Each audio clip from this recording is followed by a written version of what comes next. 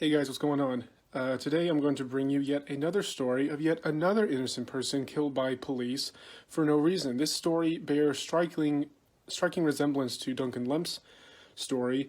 There's a similar hashtag going around for Breonna Taylor that was going around, with Duncan Lemp. But these circumstances seem even more egregious than the previous case that we went over. So let's go into it, shall we? The union representing Louisville's Metro police officers lashed out at a local judge Friday for releasing from jail an inmate who allegedly shot a police officer earlier this month, calling the action a slap in the face to everyone wearing a badge. But an attorney for Kenneth Walker claims police conducted an improper raid which led officers shooting an innocent woman 8 times, killing her. The woman, 26-year-old Breonna Taylor, was a certified EMT working at 2 local hospitals. So here's the story. The article actually should have picked a better article. This is the one I just happened to find first. The police had intel that they were drug dealers in this house. So they conduct a no-knock raid. They burst open, did not announce that they were police, did not announce that they were doing anything. Just burst into the house. Kenneth Walker shot and wounded one of them, and in response, they killed his girlfriend. Now, there's so many things to unpack just in that short description, and so many things that the police officer union never admits or says that's false when obviously it's not false. One, Kenneth Walker and Breonna Taylor were not drug dealers at all. Both of them had a completely clean record. Second of all, the police had the wrong address. These weren't even the people they were looking for. They had the wrong address and attacked the wrong house. And third, why are you conducting a no-knock SWAT raid, like it's 24 or something, against a non-violent drug offense? The supposed person they were looking for had a non-violent drug offense. Why in God's fucking name are you breaking down people's doors in the middle of the night for something non-violent? Like in 24, when the terrorists are gonna explode a building in 5 fucking minutes, yeah, that's when you do a no-knock raid. That is completely justified. This is completely unjustified. Exact same thing with Duncan Lemp. If he had improper gun charges or whatever exact charge he was being charged with, which was non-violent, then you go up to him civilly in the middle of the day and just say, hey, we got reports you have guns, you're not supposed to have guns, we're going to take you in for questioning or a citation or fine or whatever the appropriate, that's what you do. Like I said before in the previous video, just because you run a red light, so, you're going to get a speeding ticket, they don't break down your door in the middle of the night and throw a red light, running a red light ticket at you. No, they send it in the mail non-confrontationally. Duh, that's how you're supposed to fucking do it. So, there's just so much to unpack. They did so many things wrong. First of all, they got the wrong address. Second of all, they conducted a no-knock raid when it's not justified at all. Then they kill an innocent bystander. Oh, and then fourth, they act like Kenneth Walker is the bad guy. The police officers band together to support themselves no matter how egregious their error was. And they don't just admit, oh yeah, we fucked up majorly. No. They will not admit that they did anything wrong, and they're calling Kenneth Walker a threat. And that's why they were mad that the judge released him from jail. Because apparently, when people burst into your house in the middle of the night and you shoot one of them in self-defense, that's apparently a threat to police. Who's the real threat here, if we really have to think about it? Police who get information wrong and burst into your house and kill your girlfriend? Or you who get woke up in the middle of the night with people breaking down your door and then you grab your gun to defend yourself? Who's the real threat? How many times do police have to kill innocent people in no-knock raids before people realize, hey, maybe we should stop this practice? Maybe we should only do this in extreme circumstances where time is of the essence, and it really doesn't happen that often. Things in 24 rarely happen. There is no reason why hundreds and thousands of no-knock raids by police officers and SWAT should happen every single year. It's just not justified. For nonviolent crimes, it's completely ridiculous.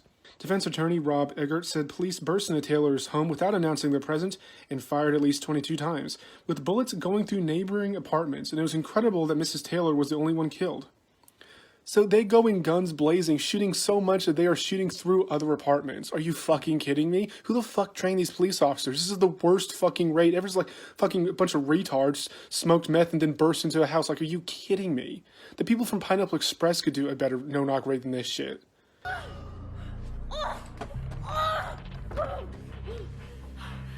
Fuck the police!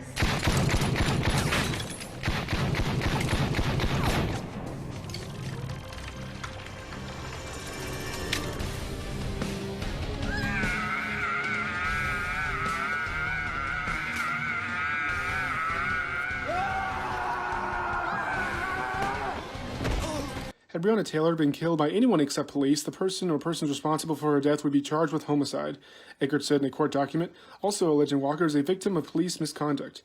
Yeah, if you just got a bunch of retards and you broke into someone's house and killed someone, you would be absolutely charged with murder, and everyone would be against you in the media, the local population, literally no one would be on your side. But since they have a magical badge that gives them magical powers, then suddenly they have a huge union protecting them, and the guy's on paid admin leave.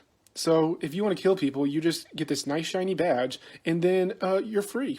He's going to get a slap on the wrist if he's even convicted, which like 90% plus of police shootings do not end in conviction. So even if he gets convicted, he's going to get a slap on the wrist, and they're going to pay the family a couple $1 million saying, sorry, we killed this innocent 26-year-old for no reason because we're like fucking retarded and got the wrong intel. Sorry, have a nice day. Taylor's family said that neither Walker nor Taylor were involved in drugs and believe police were looking for someone else. Austin said that LMPD has not given the family any answers to what had happened. Can you imagine? The family is grieving through like one of the worst things you could possibly deal with. I can't imagine for what Kenneth Walker's feeling to lose his girlfriend over the state being incompetent as fuck. So you're asking them, like, what in God's fucking name were you thinking? We need answers for this. Oh, nothing. An attorney representing the family said police were actually looking for someone else, and other officers had picked up the suspect at his home in a separate raid shortly before the shooting. So there was a lack in communication. Other officers got the guy already, and they didn't tell these people, and then they go to the wrong home. Like, gross fucking incompetence. Low IQ, brainlet activity here. Something went terribly wrong, he said. This was clearly a botched execution of a warrant. In an email, Chief Steve Conrad said he could not talk about the incident because there is a pending public investigation. But he criticized the release of Walker. Oh, so he can't talk about the incident that resulted in Miss Taylor's death, but then he's gonna go ahead and talk about it. Oh, in defense of himself. What a surprise! Just a big fat coincidence. I can't believe that. I certainly understand the need to make sure we're releasing people who don't pose a risk to our community from jail. However, it's hard for me to see a man accusing shooting a police officer falls in that low-risk category, and I'm very frustrated by Mr. Walker's release to home incarceration. Because if you could use 2 brain stems, but you can't because I think you have IQ of room temperature, apparently, you can see that Kenneth Walker does not pose a risk to the community. That's why he was released in the name of people not posing a risk to the community. Like, duh, this is not rocket science. This is so freaking easy to understand. A person sleeping in his own home, having committed no crime whatsoever, is not a threat to the community. I don't know why I have to spell that out. Prosecutors argued to the judge that Eggert's version of events are irrelevant. Why is the defense's version of events irrelevant? That doesn't make any sense. Wait, we have opposing argument A and opposing argument B, but B's irrelevant, so don't pay attention to it. Wow, every single prosecution should use that defense, use that argument. That's amazing. Every single prosecution should walk up and say the defense's version of events is irrelevant. Ba-doom, shoe in, slam dunk, touchdown. We won the argument. Case closed. My guy's innocent. Are we like 7 years old or something? Apparently these people are all retarded. One person is dead and another person was almost killed due to Mr. Walker's actions. Oh, I'm sorry. Did Mr. Walker shoot his girlfriend? No, the police officer did. So how is a person dead due to Mr. Walker's actions? He didn't shoot his girlfriend. The police officer did. In what clown world does that make sense at all? Okay, we're going to skip a little farther in the article. Not only is he a threat to the men and women of law enforcement, he's not, he also poses a significant danger to the community we protect. He doesn't. Home incarceration was not designed for the most violent offenders. Shooting in self-defense is not a most violent offense. I call on the public to condemn the actions of Judge Olu Stevens. Guess what? I'm going to find this Facebook post because I saw this. Overwhelmingly, they are not condemning the judge or Kenneth Walker. They're condemning you guys, you fucking fascist. You guys are on the wrong side of this argument. I love it when police officers put up posts in support of their fascist activities, and they post like they're proud of it and they think they're going to get support, and then they just get ripped apart in the comments by like every single person posting on it. Like, they lack total fucking self-awareness. Walker's attorney Eggert claims police did not announce themselves as they exploded through the door of the apartment around 1 a.m. The couple was sleeping. Eggert acknowledged that Walker fired a shot, hitting Sergeant, how do you say that last name, Mattingly in the leg, but claims Walker did not know he was shooting at police. How could he? He had just woken up and they didn't announce they were police. Police then fired, killing Taylor. There were no drugs found in the home. Walker was not the target of a search warrant. And we keep going. Yeah, Walker did not know he was a target of a search warrant and then would have not done his actions if he'd known there were police there. Police said they repeatedly knocked on the door, announced their presence, but was eventually forced to burst through the door when they were met with gunfire. But a woman living upstairs next door said she woke up to the sounds of gunshots and Walker yelling for help. She says she never heard that the police announced themselves. All she heard was a ram breaking through the door and gunfire. What a coincidence that every single witness except for the police say that there was no announcement. They did not identify themselves as police whatsoever. The only people that are claiming so it's everyone else on one side and then the police on the other side. What a coincidence. I can't imagine why the police would be lying in this case. Eggert wrote that Walker wishes to exonerate himself. His girlfriend was killed in a hail of police bullets while naked, and he simply acted to protect himself. Police said there was no body cam footage of the shootings because officers involved were members of the department's criminal interdiction division who does not wear body cameras. So the summary of this article and what I'm going to advocate for is that we should absolutely 100% stop these no-knock raids in the middle of the night for innocent people's houses who are non-violent. If there is a known MS-13 criminal who's like murdered people and smuggling drugs and has illegal weapons, yeah, that justifies a no-knock raid.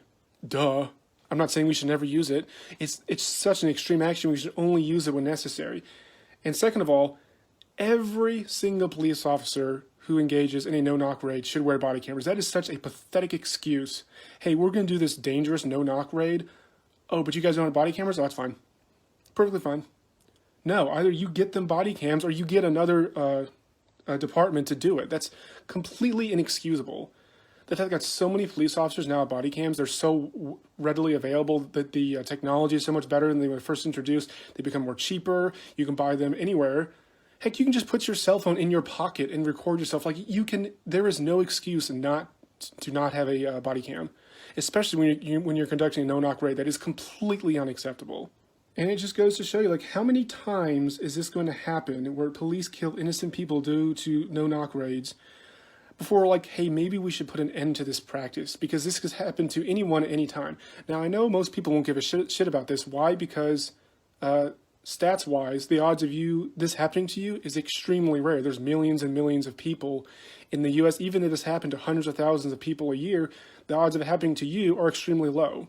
That doesn't mean it's not a problem. These are innocent people who did nothing wrong, who had no criminal record whatsoever, and then police officers burst into their house and then end one of their lives.